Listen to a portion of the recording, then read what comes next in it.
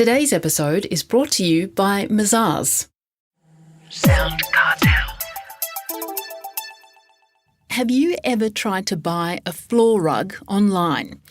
Well, the experience can be mixed, to say the least. And in part, this is what drove Alexandra and her co-founder Aaron to start Miss Amara in 2014 and disrupt a cumbersome, expensive process. From SoundCartel, I'm Nicole Goodman, and this is Business Essentials Daily.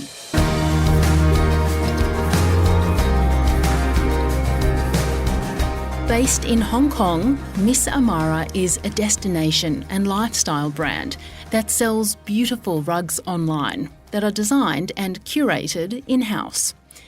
Coming from technology backgrounds, co-founders Alexandra Tanya and Aaron Weller lead passionately with an experience-first approach, which has served them well, resulting in $20 million in revenue for the 2021 financial year. But what challenges has Miss Amara faced along the journey? And how are Alex and Aaron continuing to stay ahead of the game? But first, Alex begins by explaining to me her own rug purchasing experience back in the day. We found it to be a really terrible, poor experience. At the time, it was a bit of a strange industry. I don't know whether you remember, Nicole, but there were a lot of shouty TV ads. Yes. Everything closing down, everything must go. And then your online experience as well was quite poor. So you had your Aladdin's rugs, but there really wasn't a nice feminine brand that addressed, the decision maker in the household, which is most of the time the woman. And we wanted to create a beautiful brand that inspired. With plenty of competitors from big homeware brands to rug specialty businesses like yours, how is the Miss Amara offering different? Aaron and I, we actually both come from a technology background. So we innately are drawn to crafting a solution to solve a problem. And that's exactly what we saw the rug space as, a big problem back then. So we really tried to unpackage the problem and create a really unique experience that addressed a lot of them. So for example, a big problem that people were experiencing was they'd never bought a rug before and they thought it was a very risky purchase. It's quite a large cart size in terms of price point, and it's also something that you don't buy every day, and it's also something that's quite big. So in their minds, it was quite a scary purchase. So one of the things that we did is we offered a try-it-at-home service, which we were the first to do that, which meant that if a customer liked a rug and bought it, and they brought it home and they put it down and it just wasn't quite right, it didn't quite look exactly what they envisioned or hoped for, they can just let us know, and we outlay for the cost of the courier to come back, pick it up, send it back to our warehouse, and the customer gets a full refund. So that was one of the problems that we tried to address. The other thing that I said previously is you don't shop for a rug every day. A lot of people don't trust their own styling prowess. That was a problem that we encountered a lot. So instead of hiring customer service agents to man our team, we actually hired interior designers. And with every customer that came to us, we offered a free consult with these interior designers, and they would look at the customer space, which most of the time the customers knew exactly what rug to get, but they really wanted that reassuring voice of reason from someone who they thought was an industry expert, if you like. So that was another thing that we did in the unique customer experience that we built. Those are really smart solutions. The free delivery and free returns in Australia is a fantastic customer benefit, but it must come at a significant cost to the business. How do you offset costs like this? Absolutely. It's something that we get asked about all the time. We're really insistent that is part of our experience. Yes, it is a cost to the business, but we also think that it's actually a huge converter for us. And I guess the value proposition that it gives our customers to truly shop risk-free, we think that outweighs the cost. And it's a tough thing because we can't exactly quantify it, right? But what I can say is that we have a lot of customers that say, I saw a similar rug, for example, on this website, and can you price match? But when we do come back to them and say, unfortunately we can't, and these are the reasons why, you have a try-at-home service, you have a stylist, almost every single time the customer will buy from us. I guess it's not about offsetting the cost, it is about giving that value proposition to the customer. And where does production of the rugs take place? Production of the rugs takes place in a few locations. So a lot of it's in India. So a lot of handmade side of things. India is really known for like handmade, and they've got a really long history in making rugs. So India is like where we have the most manufacturers, but also like Turkey, also China, also Germany. So sort of spread out. I noticed too that you have an AI function on your website too, which is incredibly helpful. So you can see what the rugs would look like in an example space, as well as perhaps your own if you were to take a photo of your living space or whatever room you'd like. AI is something that a lot of businesses are starting to utilise. How do you stay on top of technology advances and also fashion and trends in this incredibly competitive space? I think for us, it's not necessarily about staying on top of trends. We really, first and foremost, put our goal of having the unique, customized, customer-centric experience first.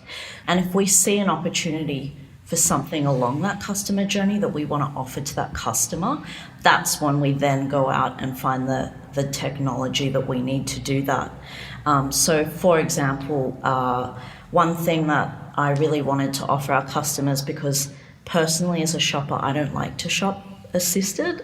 I don't want anyone to talk to me. And I saw that Sephora were doing this really interesting thing where they were giving customers color-coded baskets.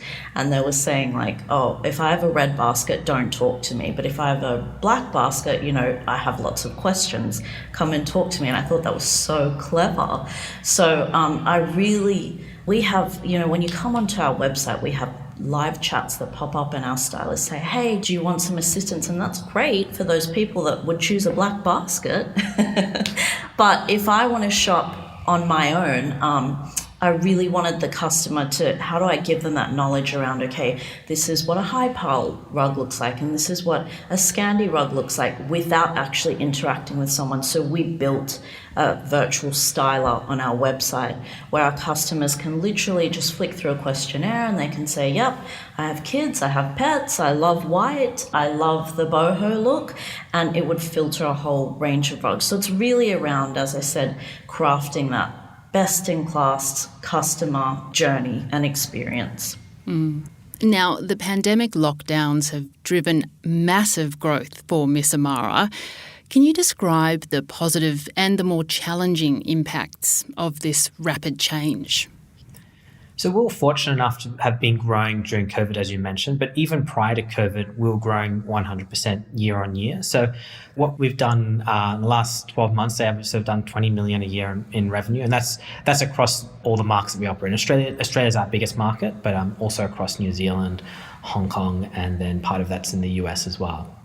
Another benefit for us is that due to the faster growth in a short time frame and big increases in demand, we use it to accelerate the production of our own range. So originally when we first started, we didn't produce all of our products in-house, but it's always been a goal. We've wanted to remove the middleman and to really to give better pricing to our customers, but also to design products that our customers actually want. That's been a really important one to us, and really sort of understanding our customer and building products. So that's been a really big goal of ours, and for the last 3 years, it's something we've been working on.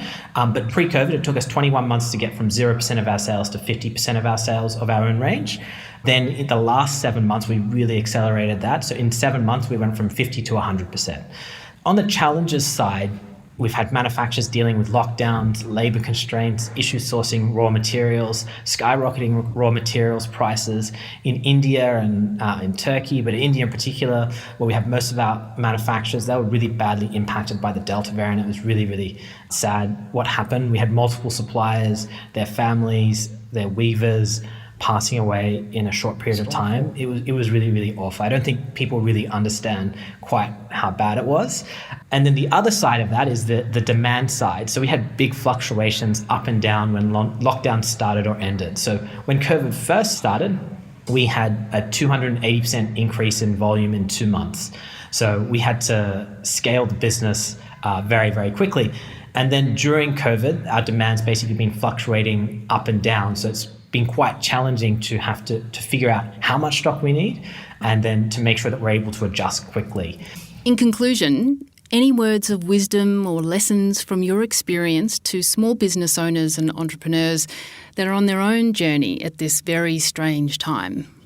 I guess constantly be in the mindset that you may have to pivot and be okay with that.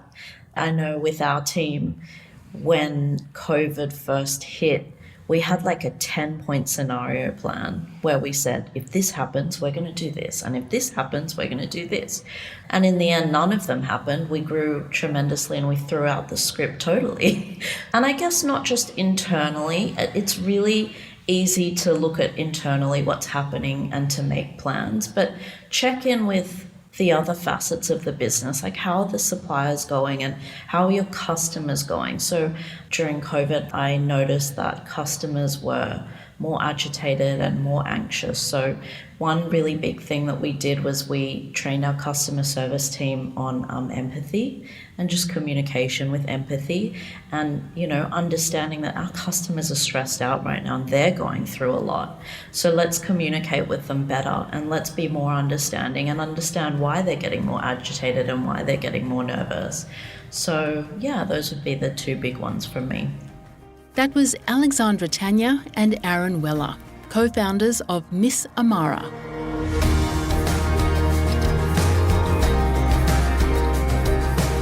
This episode of Business Essentials Daily is produced by the team at SoundCartel. Thanks for listening. I'm Nicole Goodman. We'll bring you more Be Daily tomorrow. Follow at BE Daily Podcast across social media and head to bedaily.com.au for more from the Business Essentials Daily podcast. SoundCartel. This episode was brought to you by Mazars. To find out more, visit mazars.com.au. That's mazars.com.au.